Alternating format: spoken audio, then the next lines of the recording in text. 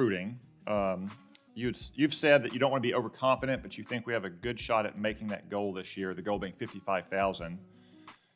But isn't it the case that you dropped your goal this year because not many people are joining the Army since you joined or since you became the secretary?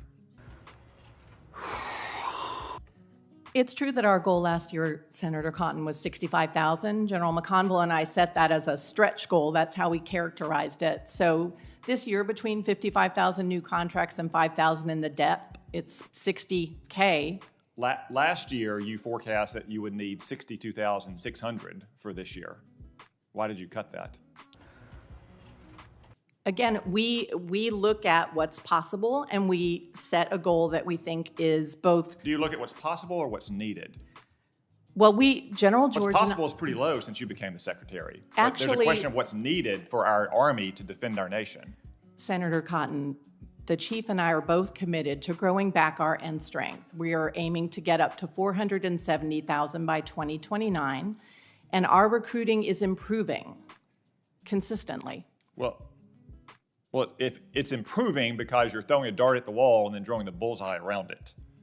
In your first full year on the job, the target was 60,000. You didn't even get 45,000. Last year it was 65. You got 55. You had projected last year for it to be 62,600 this year, and conveniently you decided just to change the goal to 55,000, which is exactly what you got last year. You don't think that is a little suspicious?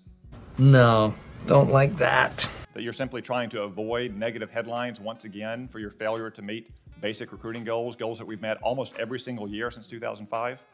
I'm not focused on headlines, Senator Cotton. What I'm doing is doing everything possible to help the Army improve its recruiting, and that's what we're doing. Really? Does the Army need 7,600 fewer soldiers than you expected this year than you expected it would need last year? The Army has been able to meet all of the requirements that the combatant commands have levied on us at our current end strength, and our end strength is going to start going up. What are the requirements that have changed in the last year from those combatant commands that allowed you to drop your goal, not just from the 65,000 it was last year to 55 this year, but from the 62,600 that you predicted last year that you would need this year? What requirements have decreased on the Army's? The requirements haven't changed, and we were able to— I wouldn't think so, since the world was going up in smoke because of Joe Biden's failed policies. We were able to meet all of the combatant command requirements last year. We've been able to meet them this year, but we're still focused on growing our end strength.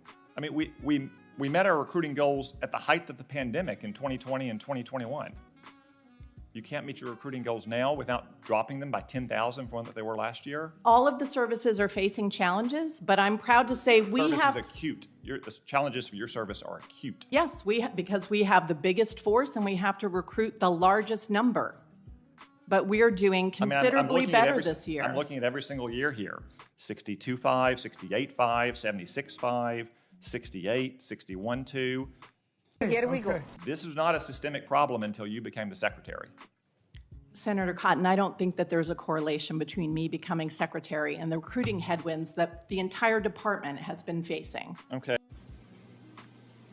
I want to touch on another recruiting matter, or I guess a force strength matter. I noticed a story in Stars and Stripes from January that there's a shortage of about 250 officers in Adjutant General Finance and Signal Corps, and the Army was going to ask infantry and armor officers to transfer. Has that happened? I'll have to take that for the record. General George, do you know any more details? Typically, as you know, Senator, we have typically have more combat arms, lieutenants. So that struck me as typically we do VTIP. This was done a little bit earlier that we knew because of our structure. We're actually growing some additional MDTF, which came up earlier. Signal is, for example, is one of them, or MI, where you typically have more captains and majors than you do lieutenants. So that was what that was. And what we did is took volunteers.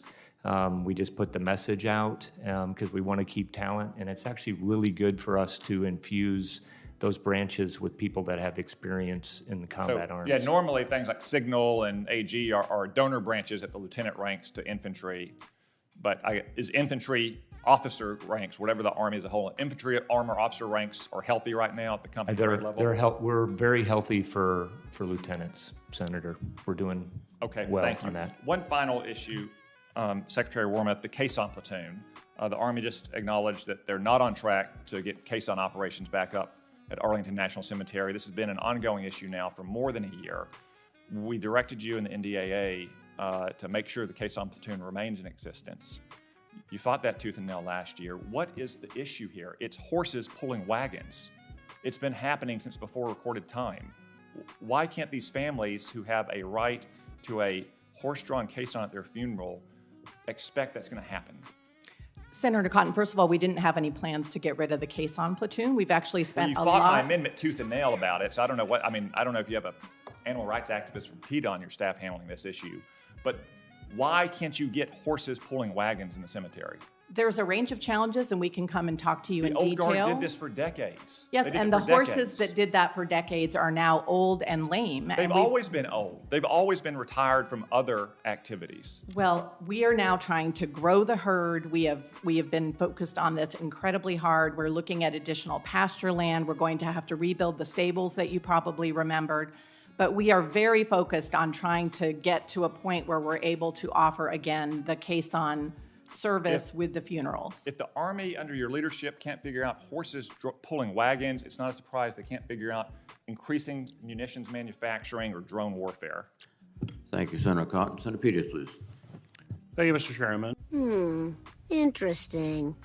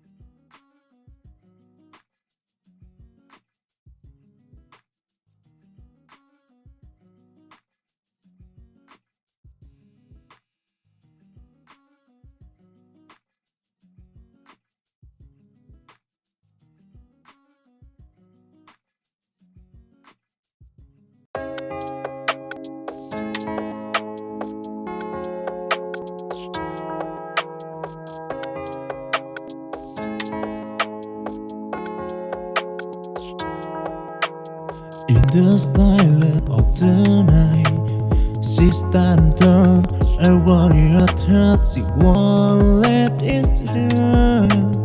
With every step, she conquers the fight.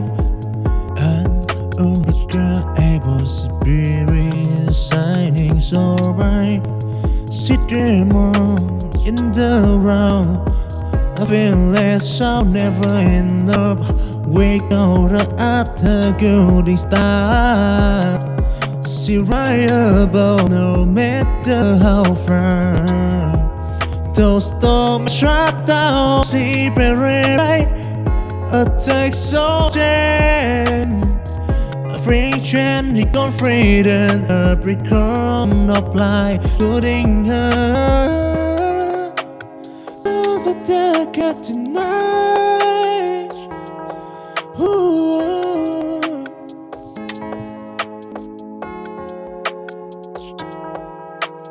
In the silence of the night, she stands tall, a warrior threat, she won't let it turn.